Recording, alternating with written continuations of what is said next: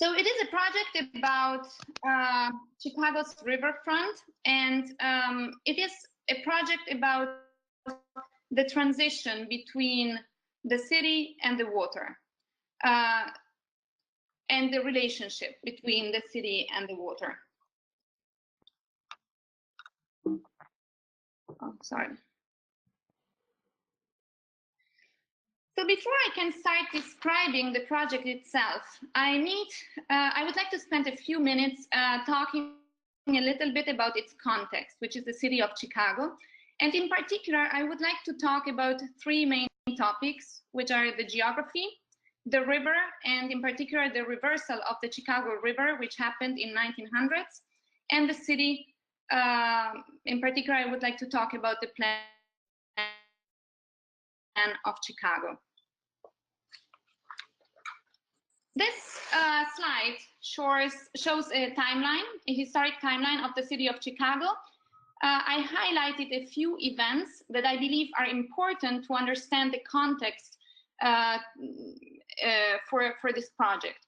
So the very first event is basically in 1673 represents the year when Chicago's written history begins. So in some way, it is the origins of the city. I would like to talk about the engineering project, the reversal of the Chicago River, which happened in 1900, and which was a consequence of repeated epidemics that hit Chicago during the 1800s. And then lastly, I would like to talk about the plan of Chicago, which is also called the Burnham Plan. Finally, the last event that I highlighted on this timeline is the Deep Tunnel project, or the starting year for the Deep Tunnel project. This is another project that I will discuss, but later on in the presentation. So let's start with Chicago. Where is Chicago? Well, Chicago is located in the United States, obviously. It is in the state of Illinois, and it is located in the Great Lakes region. So these lakes that you see here are the 5 Great Lakes, which include Lake Huron, Lake Ontario, Lake Michigan, Lake Superior, and Lake Erie. And Chicago is located on the south coast of Lake Michigan. So you can see a zoomed view of the city. You can see how it develops along the lakefront. And then if we zoom further into the city, you can see how Chicago not only develops along the lakefront, but it also develops around a river, which is the Chicago River. In this image, you can see the north-south branch of the river and the east-west branch of the river. And you can see how this water element really cuts through the heart or the center of the city, becoming a very important organizational axis for the city itself.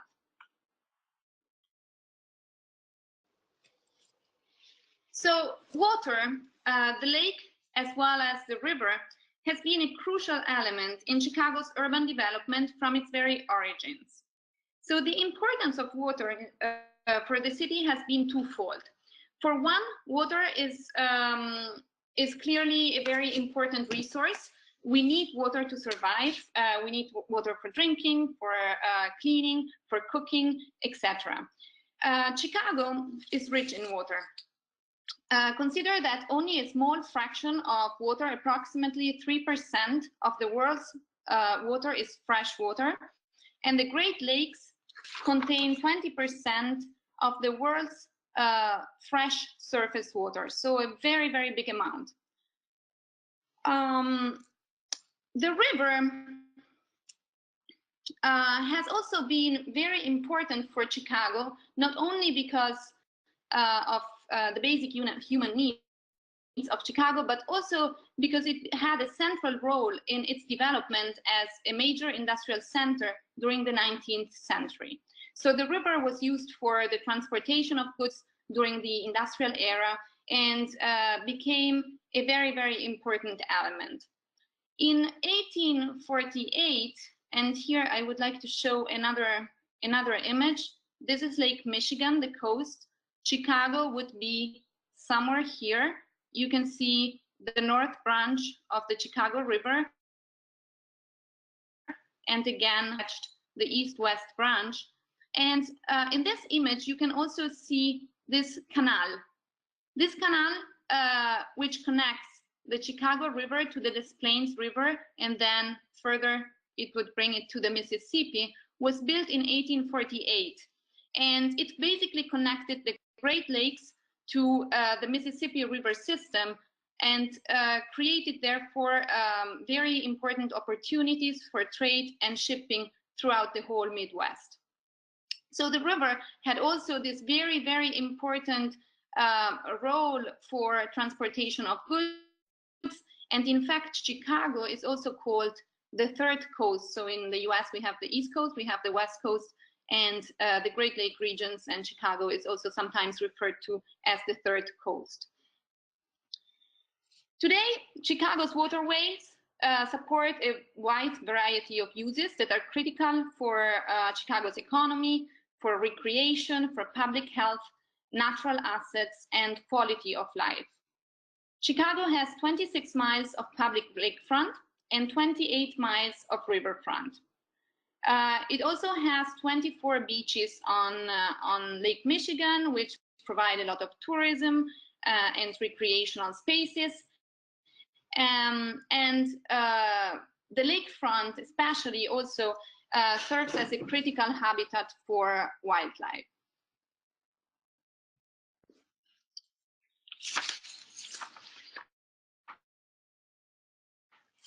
So earlier I said how in Chicago we are rich in water. We have a lot of water.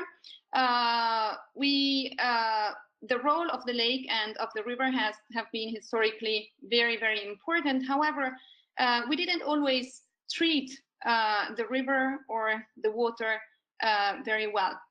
In the past, during the industrial era, people would be dumping the industrial waste in the river.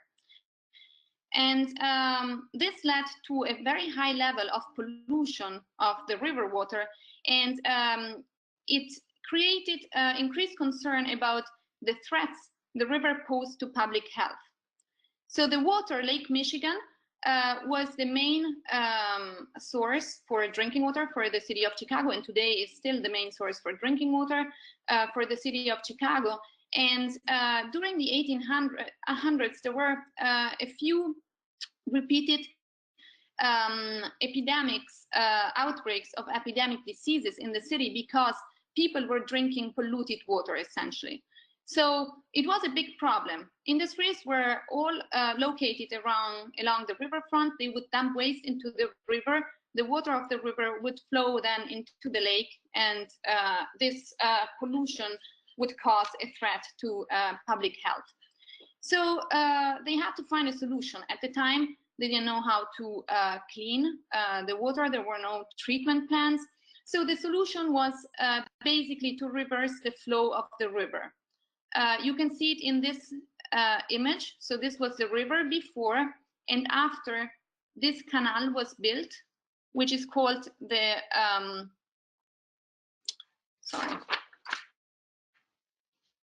it is called the Sanitary and Ship Canal.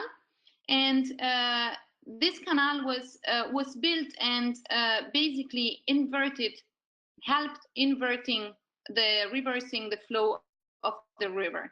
So you can see it from these arrows here in this slide. The river, the water in the past used to flow inside the lake, into the lake, but now it is actually flowing in the opposite direction. Basically, the solution was to push this problem somewhere else and to reverse the flow into the Mississippi, and then it would be going down to the Gulf of Mexico. This is a slide showing a picture of this incredible engineering efforts. In 1999, the American Society of Engineers named this system a civil engineering monument of the millennium. Consider that this was constructed between 1889 and 1900, so a very impressive engineering project. So the last background topic that I would like to cover is the plan of Chicago. In 1909, Daniel Burnham and Edward Bennett co-authored the Burnham Plan, or Plan of Chicago. This document had a great influence on the new field of city planning, and it basically reshaped Chicago and the city. By including, I don't know, a series of projects such as widened streets, new parks, new railroad, harbor facilities, and civic buildings. Essentially, the Plan of Chicago was made out of 6 main elements. The first one was the improvement of the lakefront. The second element was the development of a regional highway system. The third was the improvement of railway terminals. The fourth, the development of new outer parks. The fifth, the systematic arrangement of streets. And finally, the design of civic and cultural centers. So the reason why I would like to talk about the Plan of Chicago is the very first element that, and which is one of the most important goals for the plan, which was the improvement of the lakefront. So you can see it here. And I would like to cite Burnham describing this. Basically, Burnham said that the lakefront by right belongs to people, not a foot of its shores should be appropriated to the exclusion of people. In other words, Burnham wanted to maintain the lakefront public ground accessible to everyone, a big public space. And the result of the plan is that today we have 29 miles of lakefront, public lakefront in Chicago. Basically all 29 miles, but actually 25 out of 29 miles today are public lakefront. So this is the result of the Burnham Plan. So the lakefront is already very well developed in Chicago. We have parks along the lake. We have civic buildings that were built, such as the I don't know, the planetarium or other museums that are all located along the lakefront. So the lakefront is very well developed. However, the riverfront has always been a little bit maybe forgotten, and I think it's a place that offers a lot of opportunities today. I wanted to show briefly the development of the lakefront in Chicago. This is in 1849. You can see how the city, the coast, or the water edge at the time was coinciding with what today is Michigan Avenue. So there was no park east of Michigan Avenue in 1849. And then you can see the development of the lakefront in 1910, which is a year after the Burnham Plan. So you can see that Grant Park, and with the area which today is Millennium Park, was added on the east side of the city. And this is all landfill and was built using the debris of the Great Fire that happened in Chicago in 1871. And here, this is an image of the lakefront today. Well, in 1960s, but it's more or less how you would see it today, much more developed. So this slide shows another important point of the Burnham Plan. Again, we can see the vision for the lakefront by Burnham, and then the design of big new parks on the outside of the city. And again, this slide shows 2 images again, of the Burnham plan. You can see on the left an image of the boulevards, so the new streets and city axis that the plan is proposing. And on the right side, again, you can see an image and just a vision for the lakefront.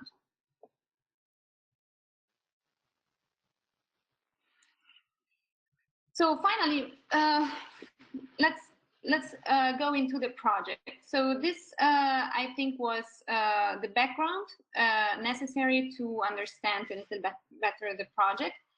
The project is called Chicago's New Waterfront. The reason for the title is that we clearly have already a very well-developed lakefront, which is a result of the Burnham plan.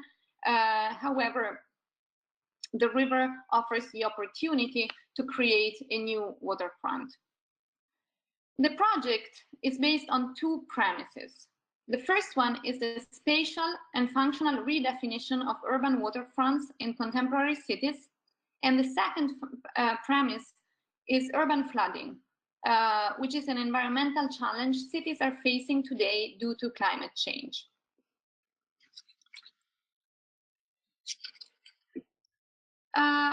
This slide shows the industrial development along the riverfront and lakefront in Chicago in the 1800s. So you can see how during the 19th century, the edge between the city and water was primarily used for industry and transport, import and export of goods, which led to environmental degradation and pollution of water and waterfronts.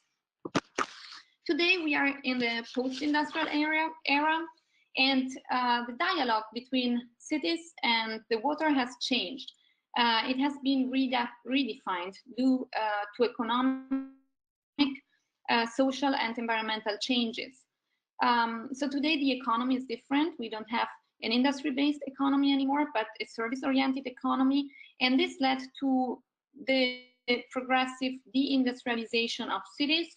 Cities and port areas were all relocated on the outside of the cities, creating somehow a functional and spatial vacuum in the city centers. This is not something that happens only or happened only in Chicago, but it's something that happened in several cities in the world, such as London, for example, or New York as well. Basically, areas on the riverfront or lakefront, on the waterfront, that were in the past used for industrial purposes are now vacant. And some of these areas are located in the centers of the cities. A consequence of this relocation is that since the 1960s, the development and revitalization of waterfronts has become a topic of great interest in urban planning.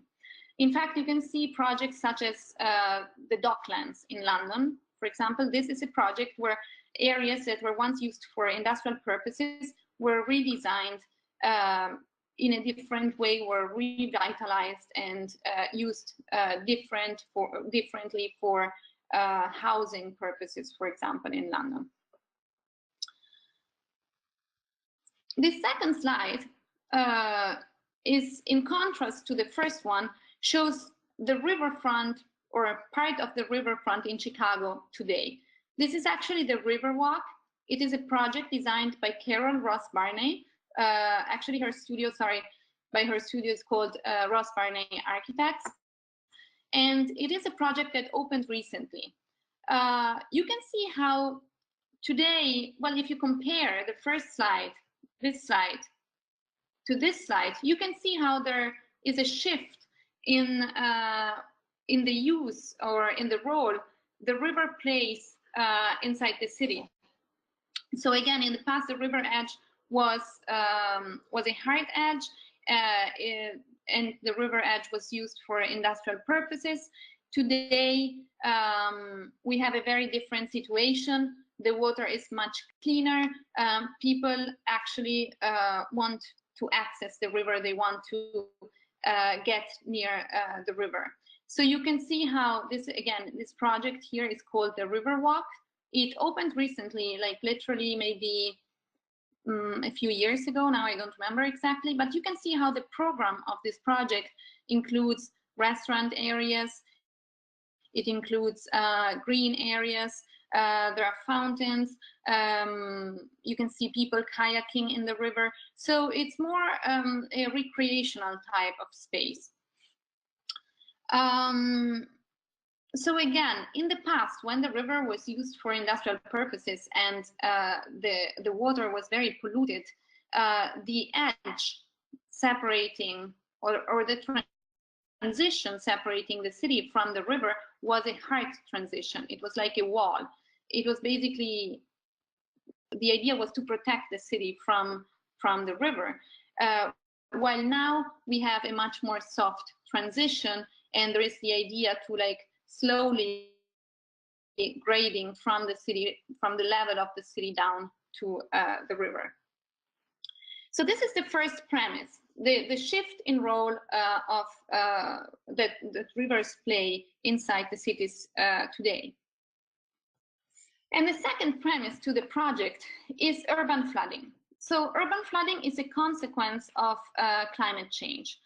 So climate change is predicts in the future heavier and more frequent rain events, and these rain events can lead to urban flooding. Again, this is a project that many cities are facing today, not only Chicago. Chicago actually, compared to other cities, has a little bit of a better situation in terms of urban flooding. But Chicago, one of the consequences of the two big consequences that happen in Chicago are basement flooding and CSO events, which CSO events stands for combined sewer overflow events. So these are the two major bad consequences that derive from urban flooding and climate change in Chicago. Now, combined sewer overflow events, I would like to describe that quickly. In Chicago, we have a combined sewer system, which is a situation that happens in many old cities. Today, the design would be different. But basically, a combined sewer system is a sewer system where black water that comes from, I don't know, your houses or industrial processes, and stormwater, they all get collected into the same pipes, and then they mix, and they are then sent to a water treatment plant. So a combined sewer overflow is a situation where, again, we have maybe a big storm event or a heavy rain, and we have the black water coming from the houses or industrial processes and stormwater that meet or gets collected by the same pipes. If the system reaches capacity, what happens is that this excess water is released directly into the river. So what does it mean? It means that we have basically sewage flowing into the river, because this is a mix of black water and storm water, which is just discharging into the environment. Of course, this creates a lot of pollution. Now, this happens in Chicago, and it's not very rare. This is a number of the combined sewer overflow events that happened from 2012 to 2016. So we had 21 combined sewer overflow events in 2012, 41 in 2013 and 2014. This is basically once a week. It's a lot. 35 in 2015 and 31 in 2016. This diagram here shows the number of combined sewer overflow exits along the river. Basically, in this area, we have 24 places where a combined sewer overflow occurrence might happen. And again, here 19, this area comprises 48 CSOs, etc. So the city is aware of this problem, and it is trying to address this issue through different strategies. In particular, the city is implementing gray infrastructure and green infrastructure, the combination of the two, to try to overcome this, situation. This slide here shows the project, which is called the Deep Tunnel, or a TARP. The Deep Tunnel project was one of the, I showed it already in the, remember the second slide where I showed the history of Chicago? Well, I showed the starting year for this project, which is the Deep Tunnel system. It is basically a big pipe that, or a system of big pipes that is built very deep, I think at, let me check exactly. They are built like at 200 to 350 feet below the ground. And these big pipes basically increase the capacity of the sewer system in Chicago. This is the combined sewer system, the old system. So you can see when there is no rain, in a normal situation, the water would flow through this pipe, and then it would be redirected into this pipe here, and it would go to a treatment plant. When the system reaches capacity, when there is too much rain, the water would just go straight, and in the past it would just flow into the river. Now, with the addition of the TARP system, before it is redirected or discharged into a river, it drops to the deep tunnel. And the deep tunnel basically redirects this extra water to a big storage or reservoir. So this is a great infrastructure. It is an addition to the current sewer system, and it is meant to basically increase the capacity of the current system. This is just an image of the deep tunnel. I just wanted to show the scale of these pipes. So they're very, very big. In my work, I am an architect, so I generally am more concerned with what happens above ground. But this project somehow made me discover the really complex and massive water infrastructure that lies hidden below the city. So again, these pipes are like the diameter of this pipe ranges from 9 feet to 33 feet. So very big. And then other strategies that are used in Chicago are stormwater management strategies, like green infrastructure. So these are this project is called the Green Alley Project. Basically, the idea is to convert the pavement of alleys from like normal asphalt, which is not permeable, to a pavement that is actually permeable. So in this situation, you can see the same alley. You can see how it is very dry in this situation, and how it collects basically stormwater with the impervious surface. The idea of green alleys is basically to reduce the impervious area in the city. So each time you, in a city, each time you add, let's say, a house, or you add a street, you are increasing the amount of impervious area, and you are decreasing the amount of pervious surface of the city.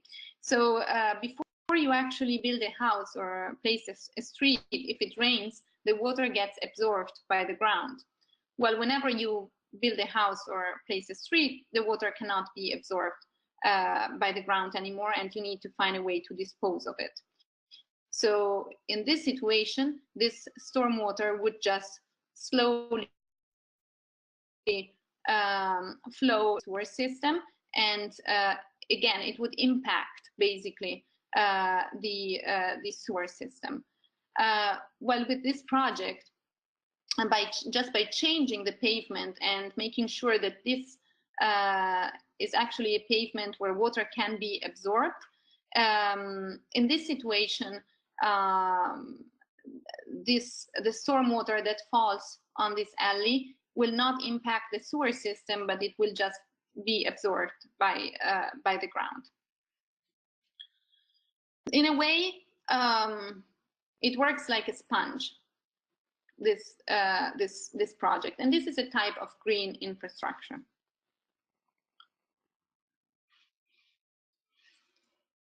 So our project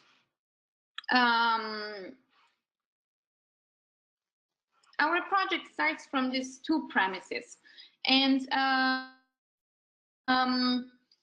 it develops at three different scales. We have a vision at an urban scale. Daniel Burnham, who is the author of the Plan of Chicago, used to say, make no little plans. So we decided not to make little plans, but to think big and to have a vision for the river as a whole. The goals for the project was, well, one, revitalizing Chicago's riverfront and reclaiming the riverfront for the people, for the public, and two, water management infrastructure that might help reducing CSO events.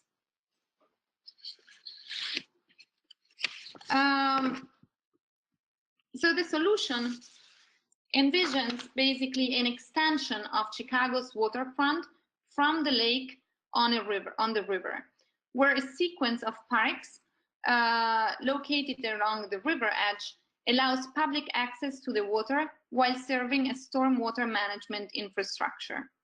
You can see here in this image, you can see this red line. This red line here represents the existing riverwalk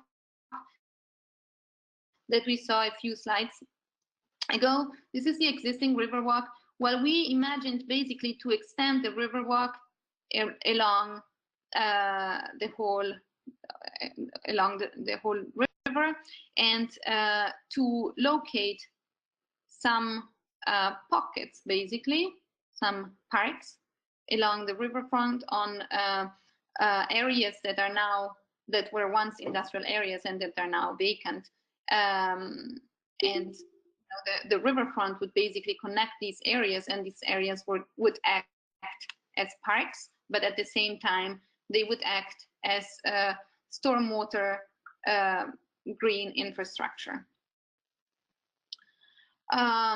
So we first came up with a vision for the river as a whole, and then we focused just on one smaller branch of the river, which is called Bubbly Creek. So again, at an urban scale, the first thing we did was we analyzed the river, and we found those areas that were once industrial areas and that are now vacant. In this image, you can see them. They are highlighted with this dark green color. These are all areas. And we then transformed these industrial areas into stormwater management parks. We also indicated with a lighter green existing green areas around the riverfront. The second step was to extend the riverwalk to create a connection between this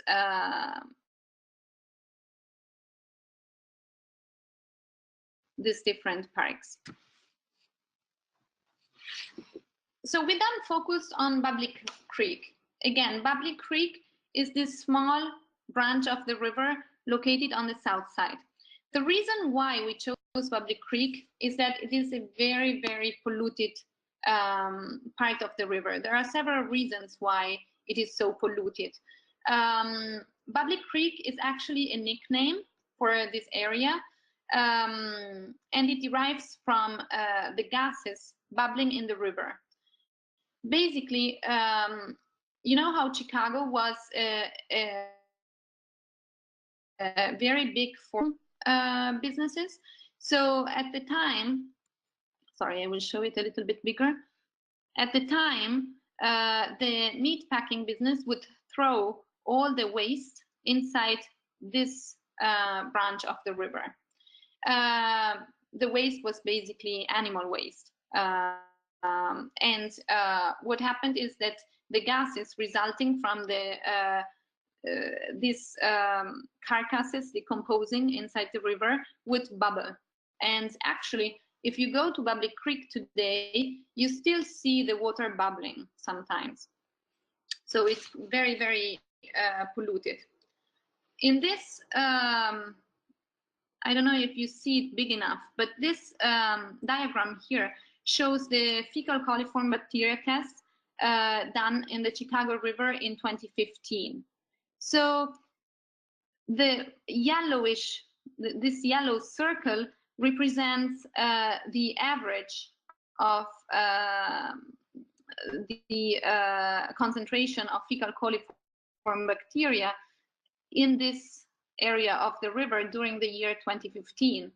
And this smaller circle here, the black one, shows the state recreational standard. You know, to use basically the water for recreational purposes, this should be the standard. So we can see how we are way off. It's definitely not, it's a very polluted part of the river, and it's definitely not a place where you would like to swim, or definitely you wouldn't like go kayaking there. Also, the rest of the river is pretty polluted. It's better, but still polluted. I wouldn't swim in the river in Chicago. The second diagram shows the dissolved oxygen level in the Chicago River, again during the year 2015. Now, dissolved oxygen is a very important criteria to determine the health of a water, like of a river or a water element, because it is a very important element for sustainability and for the ecosystem.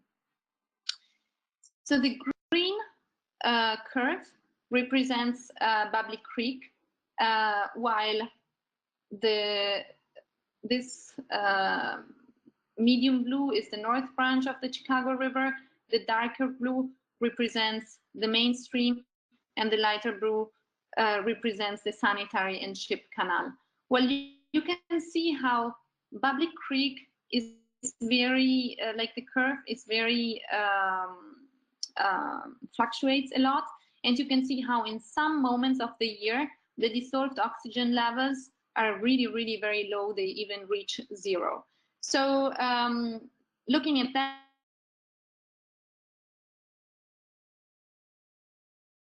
we can determine that it's not a place where there can develop a good ecosystem. So for all these reasons, we decided to focus on the Bubbly Creek area. So the next step was to zoom into Bubbly Creek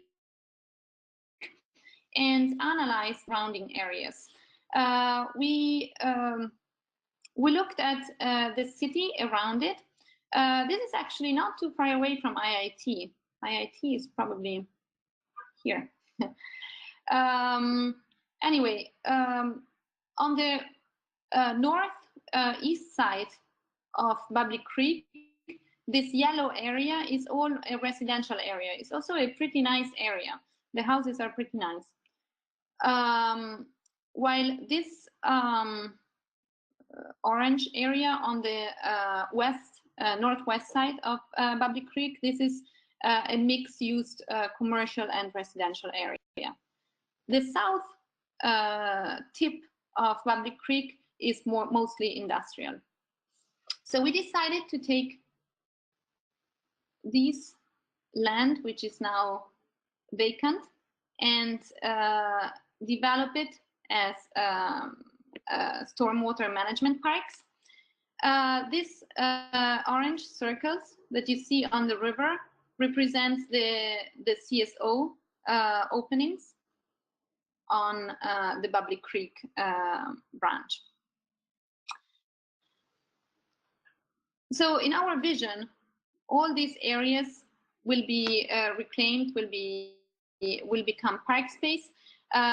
We looked at the different programs that we could implement, and we basically determined the program based on the surrounding. So we divided the program into different activities, community activities, family activities, team activities, or individual activities.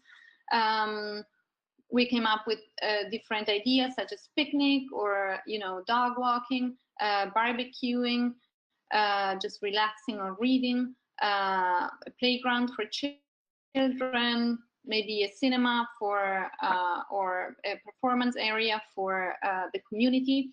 On the other side, we have more commercial type or eating and dining places, maybe some sport facilities, and yeah, I mean, here it's all sport. We also added some activities that can be done in the river, because the idea is basically to help cleaning or treating the water of Bubbly Creek, and therefore maybe in the future we would be able to kayak and maybe, who knows, fish inside Bubbly Creek. And another part of the program, so you can see how some of the symbols are black. Those represent basically the amenities that we are adding to the river edge. The blue symbols represent the stormwater management. So we added elements such as a fountain, or a wetland system, or a reservoir or storage areas for the stormwater. Another reason why this branch of the river is so polluted, well, of course, we have all this old waste which was thrown into the river, but we also have a very stagnant type of water. There is not a lot of flow. It's basically a dead end here. So there is a pretty good flow of the water on the north-south branch, but then whatever enters into Bubbly Creek just stays there. So that's another reason why this branch of the river is so highly polluted. And then finally, we zoom furthermore into this northern element of the riverfront. This is actually a proposal for one of how one of these stormwater management parks could look like, and how the public element can basically overlap with the stormwater management element.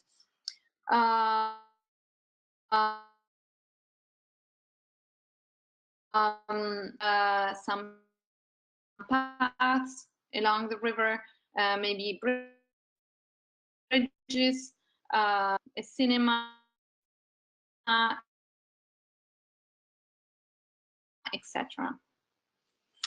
For this project are collect, store, treat, and discharge.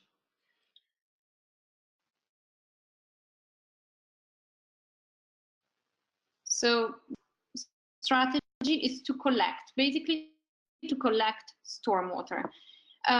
We want to separate stormwater from the sewage, from the treatment, from the black water. And what we need a system that would redirect stormwater into an underground tank, for example, or a reservoir where it can be stored. We thought about designing a system that could separate the first runoff from the second runoff. So this is maybe something you don't know, but whenever it rains, the first runoff, the first flash of water is pretty polluted because it collects heavy metals and other substances that are on the road. So we thought maybe we can separate the first runoff from the second runoff and redirect the first runoff to the sewer system while collect the second runoff into stormwater reservoirs. So the second strategy is store. Once we have redirected the stormwater, we want to store it either in underground tanks or in just reservoir lakes that you can see in our images as well.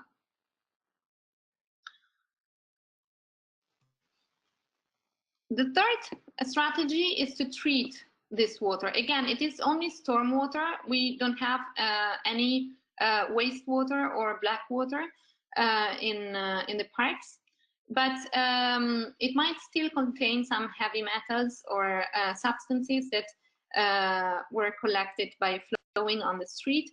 So after the stormwater is redirected from the street into a detention pond or an underground tank, it will then flow through a wetland system, and the wetland will help treating the water, and then it will be discharged again into the environment once it is cleaner.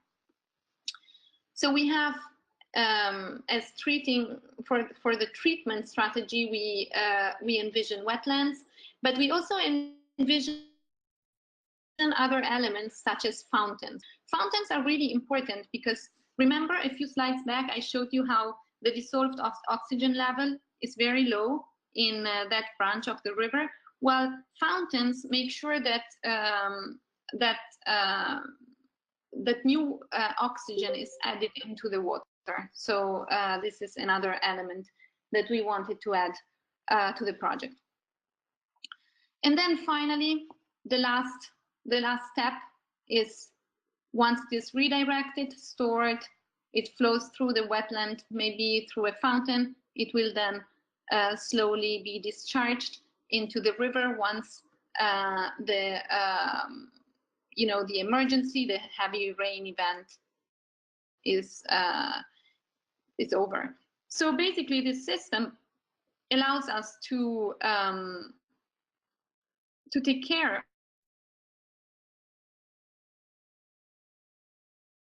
of part of the impact the sewer system. It is not, maybe it won't be able to solve completely the CSO problem in Chicago, but we believe that it is a system that can contribute to the solution. These are some of the results. You can see an image, just a rendering representing a vision of how it could look like once it's changed. And we calculated that in the current scenario, well, if you compare actually the current scenario to the project scenario, we calculated how the runoff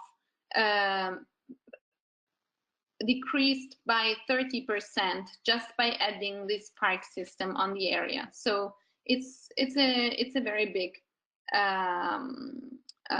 it's a big result, we think.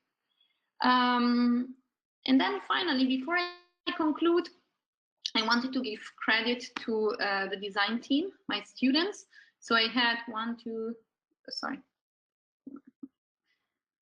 8 students in the team, and I believe that the ratio was 30% of the students were architects, and 2/3 of the team were engineering students.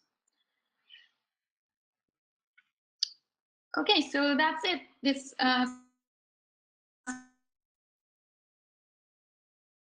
slide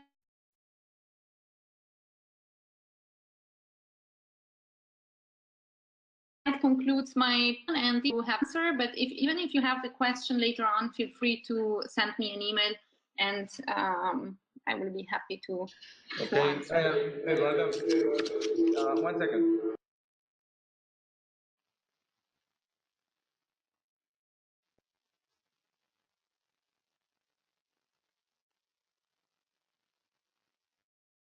Down the speakers because otherwise it gets crazy.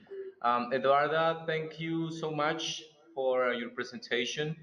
Um, if we have one of the faculty members, his name is Joan.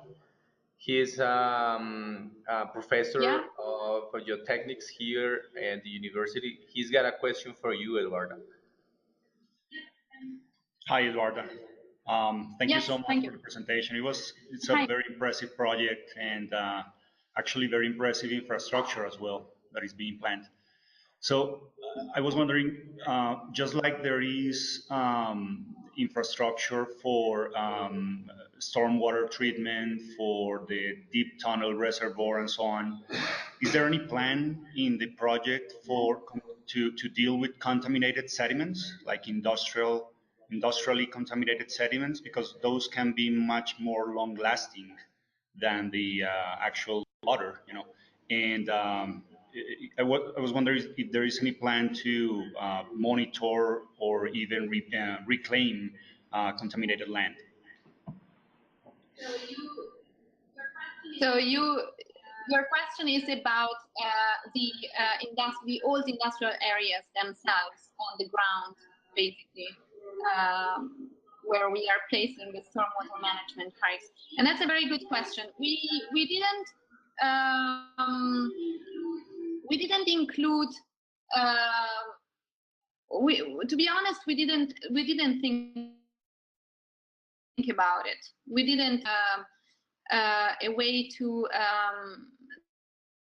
treat or take care contaminated sediments, but it's definitely something that should be included in this project. Yeah, because you know, actually, I was wondering because I have a colleague at UIC who is exactly looking at that. He's looking at passive remediation of contaminated sediments, and he's in fact working with some portion of the, I think, lakefront might be. I don't recall well, but yeah, that's an important issue. No, it is actually a very important issue.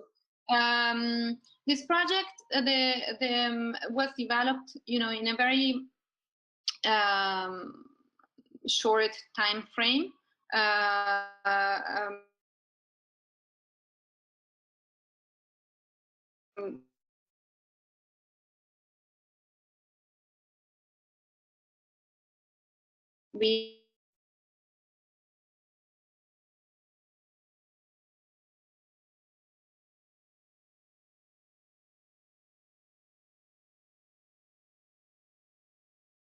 We had basically 8 part-time in Chicago, which is very impressive as well. So we really just focused on the water element. But I think you're making a very good point, and it would be definitely interesting to see if this system could integrate it with a passive remediation of contaminated soil, and see if like these pipes could be I don't know, maybe a new type of infrastructure, green infrastructure that could help restore both the water system, but also the contaminated soil. Yeah, I will look into that. I was wondering, just one quick question out of curiosity. As far as future funding, potential funding for this project, are you thinking on like federal funding or mostly city funding or state funding, or what's the scheme that you're maybe looking at? So actually, right now, there is a lot of interest from the city of Chicago. There is a lot of attention to the riverfront. I was yesterday at a panel. I don't know if you know that, but this year in Chicago is hosting the Architectural Biennial. It is the second time that it happens. And during the Architectural Biennial, there are several presentations, and it's a very kind of lively and active moment for the city. And yesterday there was a panel exactly talking about the riverfront, and the title was also very, very similar to the title of the project, because it was called Chicago's Second Coast. So there is the city is actually working on this, and I hope that we can most of the projects that I've seen are more recreational, but I think that adding an environmental component or layer to the project makes it even stronger. So I hope that we can through the city further maybe find some funding to continue the research. Thank you so much. Okay, Edoarda, I'm going to ask if anybody of the attendees online has questions. A los que están conectados en internet, ¿alguien tiene alguna pregunta que quieran hacer para poder transmitírselo a la profesora Edoarda?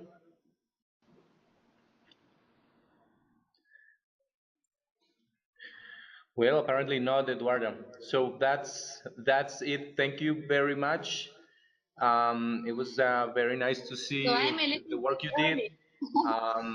I learned a lot about the project they did, taking the river backwards. I really didn't know anything about it. It was impressive. And I want to thank you and IIT for being the first on this pilot of international seminar series that will be of benefit for our master students. As I told you, Eduardo, you're being recorded, and your presentation is going to be posted online for later viewing. So thank you so much, and I hope to count with you in future seminar series. Yes, thank you. And I hope one time, I hope to come in person. Of course, that's the next thing to do, Eduarda. Thanks so much. Have a good day. And once again, thank you so much. Thank you very much. Thank you very much. It's like a very, really great, this international seminar series that you're organizing. Awesome, Eduardo. Thank you. And I hope a todos los que están online y a los presentes, mil gracias por su atención. Y el próximo seminario ocurrirá los primeros días de noviembre. Es el 10 de noviembre. Un profesor que está en Georgia Tech. No, UC Davis. Sí, en UC Davis. Gracias al apoyo del ingeniero Joan Larraondo. Entonces nos va a hablar de otro tema interesante. Esta vez el profesor es de habla hispana, entonces nos va a ir un poquito mejor. A todos muchas gracias. Eduarda, goodbye. Thank you. Goodbye, thank you.